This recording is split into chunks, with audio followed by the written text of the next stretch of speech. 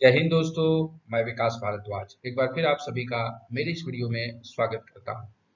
भारतीय न्याय संहिता के पूरे डिटेल वीडियो को हम लोग यहाँ पर देखेंगे। एक एक सेक्शन जो आपके परीक्षा के लिए उपयोगी है उन सभी को हम यहाँ पर चर्चा करेंगे और उनसे संबंधित कुछ एमसीक्यू सवाल को भी देखते हुए चलेंगे। तो ये सीरीज काफी लाभदायक होने वाला है आपके परीक्षा के लिए। अगर आप किसी भी प्रकार से किसी भी एग्जाम में बैठ रहे हैं जहां पर कि लॉ का कुछ पार्ट है, तो वहां पर आपको ये न्यू क्रिमिनल लॉ सीरीज आपके लिए बड़ा लाभदायक सिद्ध होगा। तो वीडियो शुरू करने से पहले अगर आप मेरे चैनल पे पहली बार आए हैं तो सब्सक्राइब करके बेल आइकन प्रेस कर दीजिएगा, ताकि यह परीक्षा उपयोगी वीडियो आपको सबसे पहले प्राप्त हो। तो चलिए शुरू करते हैं अपने न्यू क्रिमिनल लॉ में बीएनएस के चैप्टर 1 प्रिमिलरी में, और देखते हैं क्या कुछ इंपॉर्टेंट आपके लिए यहाँ पर बना है। भारतीय न्याय संहिता, जैसा कि आपको पता है कि इंडियन पिनल कोड जो 1860 में बना, 62 में लागू हुआ और वर्तमान परिस्थितियों तक लागू चल रहा था, लेकिन 2023 में एक बड़ा परिवर्तन हुआ और बीएनएसएस और बीएसए न्यू क्रिमिनल लॉ की उत्पत्ति हुई और न्यू क्रिमिनल लॉ से संबंधित चीजों को 2024 से लागू कर दिया गया। लागू होने के बाद चीजें क्या हो गई कि कहीं ना कहीं उलटफेर किया गया, कोई सेक्शन कहीं चला गया।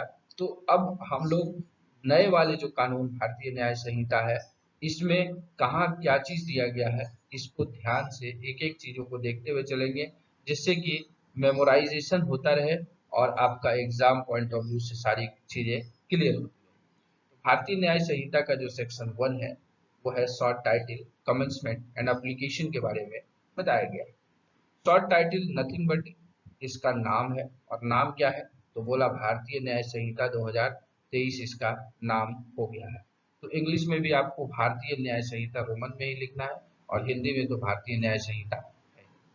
कमेंसमेंट डेट आपसे पूछा जा सकता है, लागू तिथि तो 1 जुलाई 2024, और अगर इनएक्टमेंट डेट कि कब ये कानून बना है बीएनएस बीएनएसएस और बीएसए, तो 25 दिसंबर 2023 को जो है कंसेंट मिला प्रेसिडेंट का और उस पर सिग्नेचर कर दिया गया, तब से ये जो है एक कानून के तौर पर एप्लीकेशन के तौर पर अगर देखें तो ये बताता है कि भारतीय न्याय संहिता कहाँ कहाँ पर लागू होगी और किन पर लागू होगी। तो कहता है the provision of the Sanhita shall also apply to any offence committed by, मतलब कोई भी ऑफेंस जो है अगर कमिट करता है तो ये संहिता अप्लाई करता है। सबसे पहला कंडीशन कहता है एनी सिटीजन ऑफ इंडिया, कोई भी भारत का नागरिक, in any place without and beyond India, अगर वो भारत में रह करके या भारत के बाहर भी अपराध करता है जो बीएनएस में जिक्र है, तो ये उसके ऊपर लागू हो जाएगा। दूसरा कहता है any person on any ship or aircraft registered in India wherever it may be, कोई भी व्यक्ति अगर किसी शिप और एयरक्राफ्ट में कोई ऐसा अपराध करता है जो कहीं पर भी कर रहा हो, तो अगर उसका रजिस्ट्रेशन इंडिया में है तो बीएनएस उसके ऊपर लागू हो जाएगा। जैसे मान लीजिए कि यहाँ पर भारत में कोई गाड़ी है जो रजिस्टर हुई, ठीक है, शिप, और वो क्रूज जो है मलेशिया की तरफ जा रही है, मलेशिया में कोई अपराध हो गया उस क्रूज पे, तो ये माना जाएगा कि ये जो है सिर्फ इंडिया में रजिस्टर्ड है, तो इसलिए बीएनएस वहां पर लग जाएगा।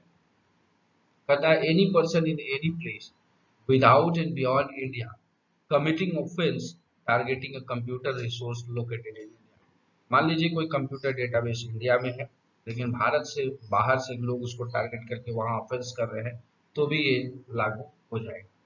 And last में कहता है explanation में in this section the word offense includes every act committed outside India which if committed in India would be punishable under this Samhita. Offence का मतलब कहा गया कि अगर कोई भी ऐसा अपराध जो भारत में अगर अपराध है और उसे भारत के बाहर भी किया जा रहा है, तो अगर भारत में अपराध के तौर पर है तो उसे हम यहाँ पर ऑफेंस मानेंगे। तो सेक्शन 1 हमारे पास ये गाइडलाइन देता है कि भारतीय न्याय संहिता का एप्लीकेशन कहाँ कहाँ होगा, किन किन परिस्थितियों में होगा, साथ ही साथ कमेंसमेंट डेट और इसका नाम शॉर्ट टाइटल बताता है। तो सेक्शन 1 आपका क्लियर हो गया। चलते हैं सेक्शन 2 पर। सेक्शन 2 डेफिनेशन, परिभाषाएं बनाई गई। पहले हम आईपीसी में परिभाषा का कोई सेक्शन नहीं देखते थे, हम सेक्शन 8 से लेकर के 52A तक हम इन चीजों को वहां पर देखा करते थे, लेकिन अब उन सारी चीजों को जो है अल्फाबेटिकली कंपाइल करके सेक्शन 2 के अंतर्गत सब क्लॉज में दे दिया गया है और उसे डेफिनेशन का नाम दे दिया गया है। तो परिभाषाओं में जो इम्पोर्टेंट सेक्शंस है वो है सबसे पहला सेक्शन 2 का 3 चाइल्ड। चाइल्ड की परिभाषा जो है ये नई जोड़ी गई है। आईपीसी में चाइल्ड जो है वो जेजे एक्ट, पॉक्सो एक्ट को रेलिवेंट करते हुए जो है देखा जाता था, लेकिन अब यहाँ पर डायरेक्टली लिख दिया गया है सेक्शन 2 के 3 में child means any person below the age of 18 years, मतलब कोई भी व्यक्ति। व्यक्ति मतलब इससे जेंडर डिफाइन नहीं होता है, मेल या फीमेल कोई भी हो सकता है। Means any person below the age of 18 years, जो भी व्यक्ति है जिसका उम्र 18 साल से कम है उसे बच्चा कहा जाएगा। इसके बाद इंपॉर्टेंट है 2 के 4 में आपको मिलेगा काउंटरफिट के बारे में। कहता है person is said to counterfeit causes one thing to resemble another thing, intending by means of that resemblance to practice deception of knowing it to be likely that deception will thereby be practiced. Counterfeit क्या है? मतलब एक दूसरे से दूसरे एक का दूसरा प्रति कर देना और आपको उसमें पता ना चले कि ये दूसरा प्रति जो है वो नकली है, तो ये हो गया काउंटर फिट। 2 के साथ में आपको डिसऑनेस्टली के बारे में बताया गया है, बेईमानी से। Means doing anything with the intention of causing wrongful gain to one person or wrongful loss to another person. बेईमानी से का मतलब बताया गया कि कोई भी ऐसा काम आप करते हैं, कोई भी ऐसा काम जिससे एक व्यक्ति को रॉन्गफुल गेन होता है और दूसरे को रॉन्गफुल लॉस होता है, तो इस इंटेंशन से अगर कोई काम कर रहे हैं तो ये कहा जाएगा कि आपकी नीयत बेईमानी की थी। और सेक्शन 2 के साथ में इसको बताया गया है डिसऑनेस्टली। सेक्शन 2 के 1 में बताया गया है डॉक्यूमेंट दस्तावेज के बारे में। कहता है मीन्स एनी मैटर एक्सप्रेस्ड और described upon any substance by means of letter, figures और मार्क्स और by more than one of those means and includes electronic and digital record intend to be used or which may be used as evidence of that matter। Simple है, 2 का 8 document दस्तावेज यह बताता है कि जो पहले हम सेक्शन 29 और 29A में पढ़ते थे वो दोनों चीजों को जो है क्या किया गया है यहाँ पर मर्ज कर दिया गया है। और ये बोला गया है कि कोई भी पदार्थ जिसपे चिन्हों से, अक्षर से या मार्क से, मतलब कोई मार्क करके कुछ भी ऐसा चीज बनाया गया है जिसमें कि इलेक्ट्रॉनिक रिकॉर्ड और डिजिटल रिकॉर्ड भी शामिल है, अगर उसको हम एविडेंस के तौर पर कोर्ट में प्रस्तुत करते हैं तो ये डॉक्यूमेंट की श्रेणी में आ जाता है। जैसे मान लीजिए किसी व्यक्ति ने मरने से पहले किसी पत्थर पर एक डाइंग डिक्लेरेशन लिखा कि फला आदमी मेरे पीछे पड़ा है और यह मुझे जान से मारना चाहता है, और उस पत्थर से 1 किलोमीटर बाद उस व्यक्ति की लाश मिलती है, तो पुलिस अगर एविडेंस कलेक्शन करेगा इन्वेस्टिगेशन के दौरान, अगर उसको वो पत्थर दिख जाता है, उस पत्थर को भी एक डॉक्यूमेंट के तौर पर अपने पास लेगा, लेटर वेरिफिकेशन होगा, हैंड राइटिंग को चेक किया जाएगा, मरने वाले व्यक्ति से मिलाया जाएगा। अगर वो सारी चीजें मैच कर जाती है तो उसे एक एविडेंस के तौर पर कोर्ट में प्रस्तुत करेगा, तो ये डॉक्यूमेंट की श्रेणी में आ जाएगा। क्योंकि पदार्थ का मतलब होता है ठोस, द्रव या गैस, किसी भी अवस्था के पदार्थ पर ये चीजें लिखी जाती। तो ये हमारा सेक्शन 2 का 8 डॉक्यूमेंट आपका क्लियर हो गया। आशा करते हैं कि चीजें आपको अच्छी लग रही होंगी। अगर अच्छी लग रही होंगी तो आप कमेंट बॉक्स में लिखाए अपना सुझाव जरूर दीजिएगा कि आगे चीजों को किस प्रकार से कंटिन्यू किया। सेक्शन 2 का 9 है fraudulently, means doing anything with the intention to defraud but not other. Fraudulently मतलब हो गया आपको कपटपूर्वक कोई भी ऐसा काम करना जिसका मतलब कि आपको कुछ डिफ्रॉड करना है ना, और इसके अलावा कोई उसमें इंटेंशन आपका ना दिखे। इस सेक्शन 2 का टू कंटेन जेंडर, जेंडर में थोड़ा सा परिवर्तन किया गया। जेंडर में क्या किया गया, पहले ही का the pronoun he and its derivative are used of any person whether male और फीमेल, बस यही पता। लेकिन अब इसमें फीमेल और ट्रांसजेंडर को भी जोड़ दिया गया। क्यों जोड़ दिया गया? क्योंकि transgender shall have the meaning assigned to be in clause K of section 2 of the transgender person protection of right act 2019। तो यहाँ पे आपको ध्यान देने वाली बातें हैं, जो 2 का 10 जेंडर का डेफिनेशन है, इसमें क्या कुछ आपको याद रखना है कि जेंडर में अब मेल, फीमेल और ट्रांसजेंडर तीनों चीज आपको दिखते हैं। आप कोई भी फॉर्म अगर देखते हैं, अगर वहां पर जेंडर लिखा हुआ है तो आपको तीनों कॉलम्स वहां पर मिलेंगे। तो इन चीजों को लेकर के 2 का 10 यहाँ पे बताना। आपको 2 के 10 से एक सवाल ये भी बन सकता है कि transgender is defined in which section of transgender person protection of right act 2019।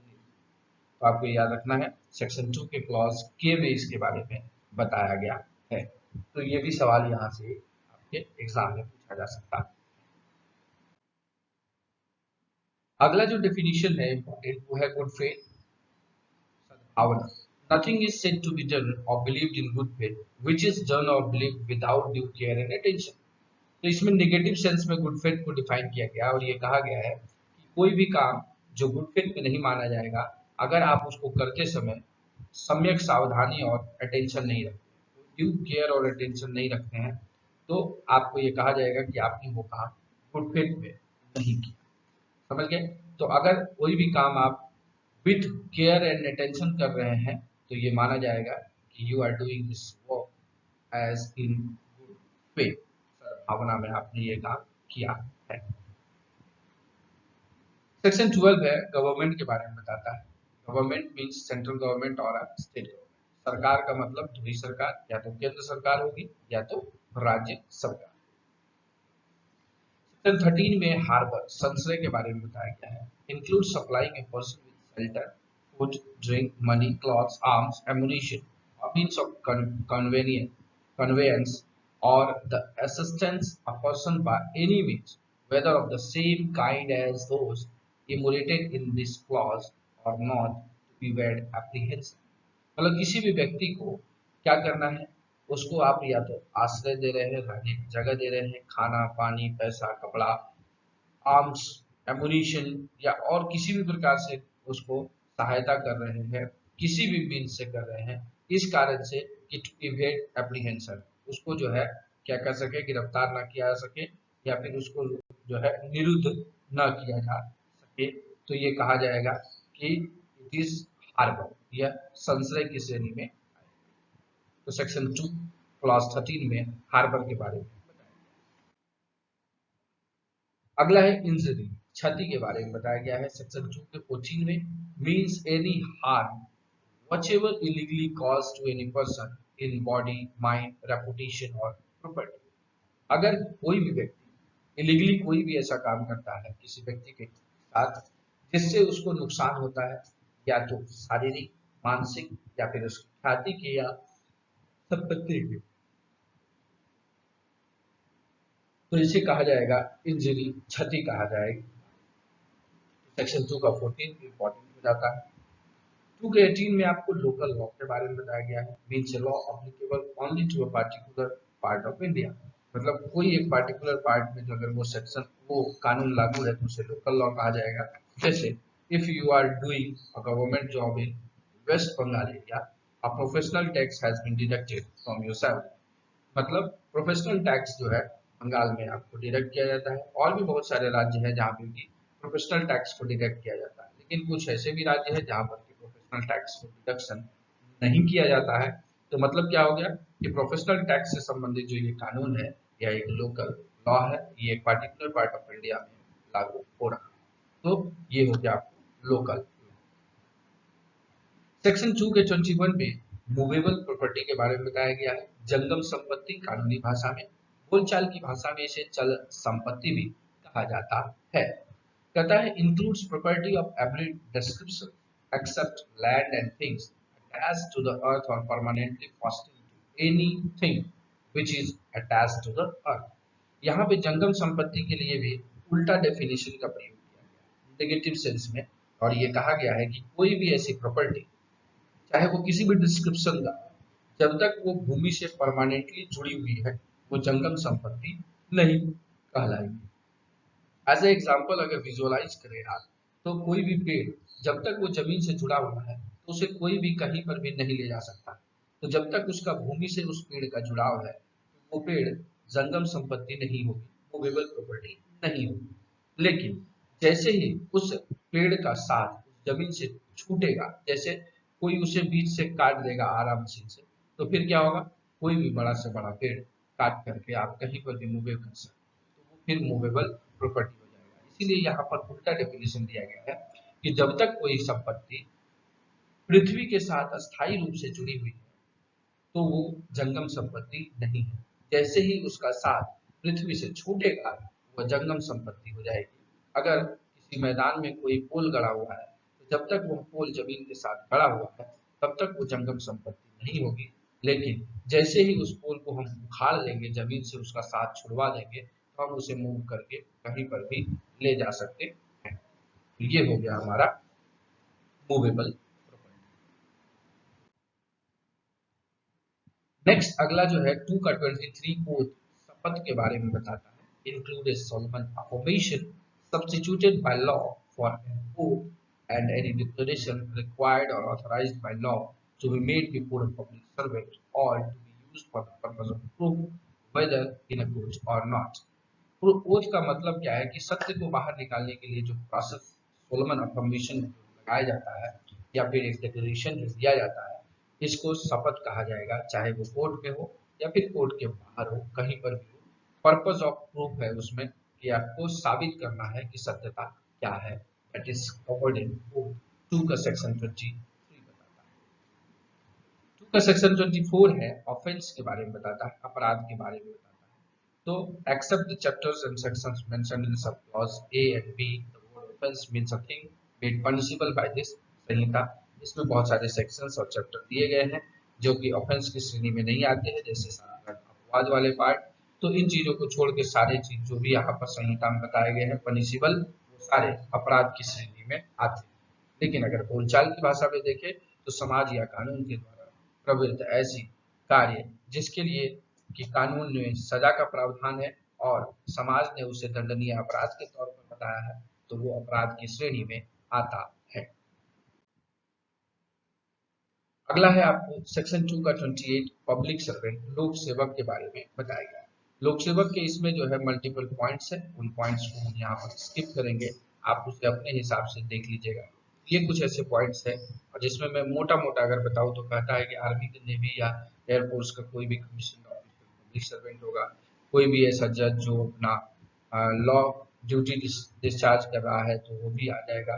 Every officer of court का सारा व्यक्ति जो है वो सब किस में आ जाता है, सब पब्लिक सर्वेंट में आ जाता है। एवरी एसेसर और member of panchayat assisting court और पब्लिक सर्वेंट, अगर पब्लिक सर्वेंट और कोर्ट का कोई भी पंचायत का मेंबर हो या फिर एसेसर हो जो इनको मदद कर रहा है तो उस दौरान वो पब्लिक सर्वेंट हो जाता है। तो सिंपली अगर मैं यहाँ पर एक शब्द कहूँ तो साधारण तौर पे वैसा सारा काम करने वाला व्यक्ति जो कहीं ना कहीं पब्लिक के लिए काम कर रहा है, लोगों के लिए काम लोगों के लिए काम कर रहा है, तो ये कहा जाएगा कि वो क्या है, वो एक लोक सेवक है। इलस्ट्रेशंस में आप यहाँ देख सकते हैं कि a municipal corporate commissioner is a public servant.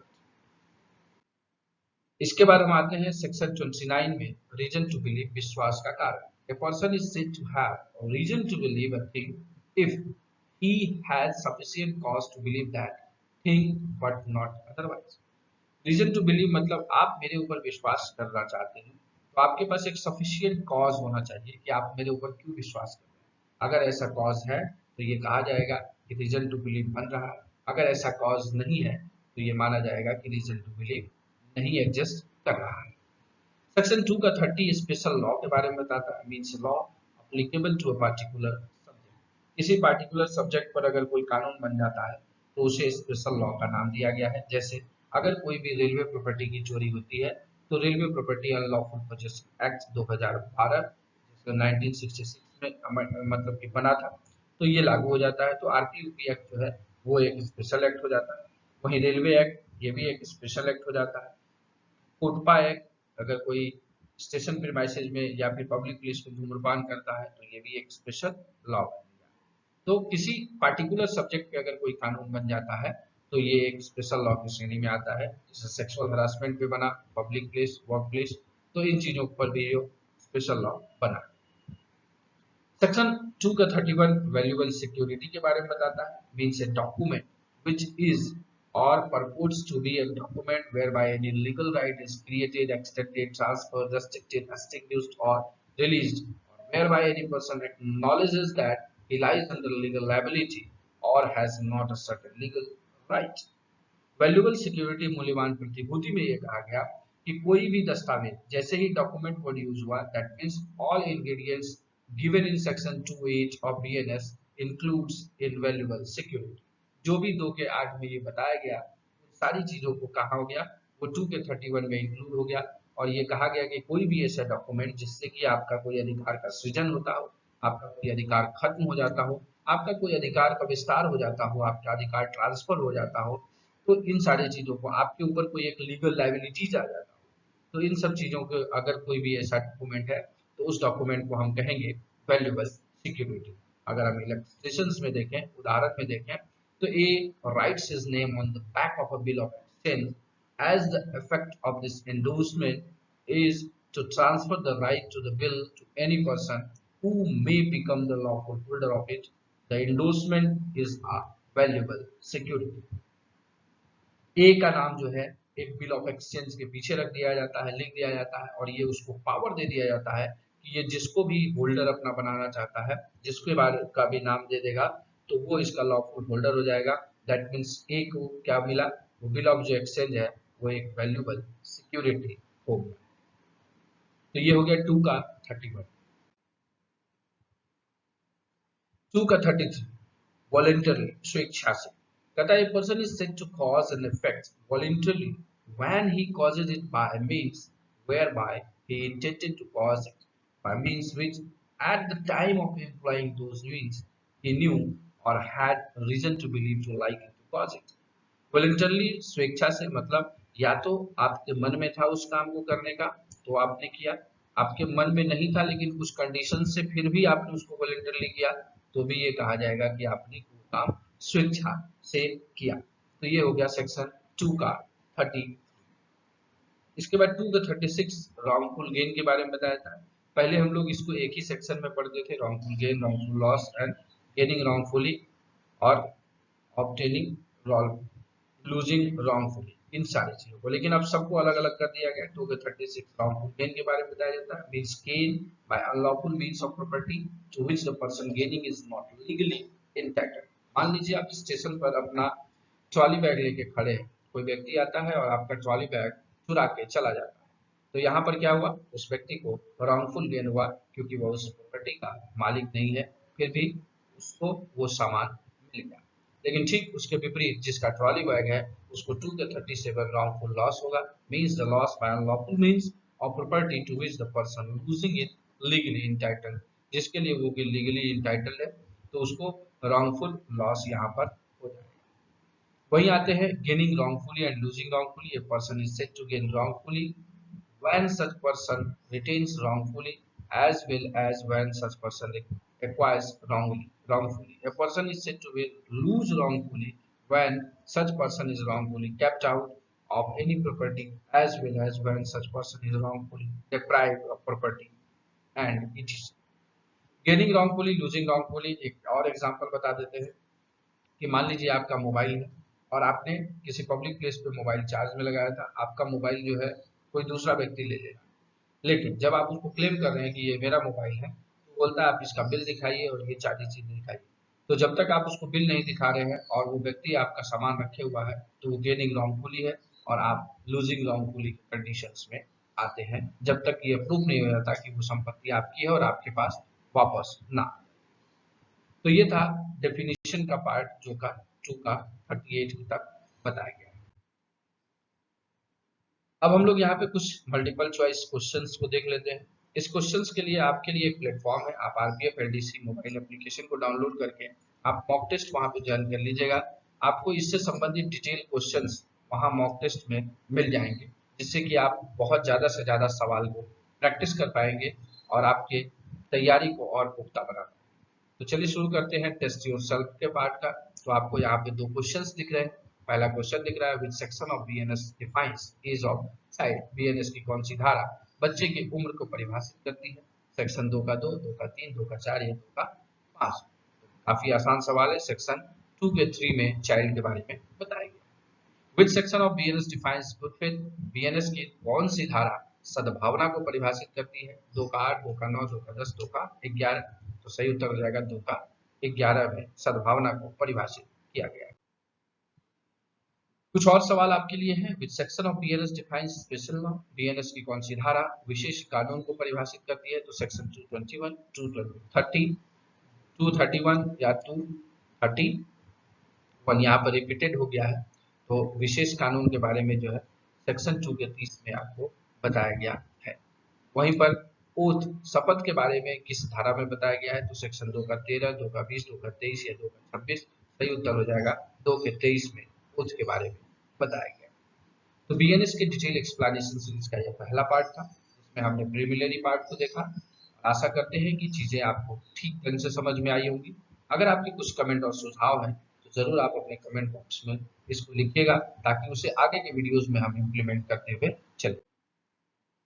आशा करते हैं कि चीजें आपके लिए लाभदायक रही होंगी और इस सीरीज को हम यहाँ पर कंटिन्यू रखेंगे। अपने सुझाव कमेंट बॉक्स में दीजिएगा। अगर आपको वीडियो अच्छा लगा हो तो लाइक करके नोटिफिकेशन बेल जरूर दबा दीजिएगा, ताकि इस वीडियो का जो नेक्स्ट पार्ट है वो आपको आसानी से मिल जाए और आपकी तैयारी में इन्हेंसमेंट हो पाए। तो इसी संदेश के साथ कि आप अपनी तैयारी में व्यस्त होंगे, जिंदगी में मस्त होंगे, इस वीडियो को ध्यानपूर्वक देखने के लिए आप सभी का दिल से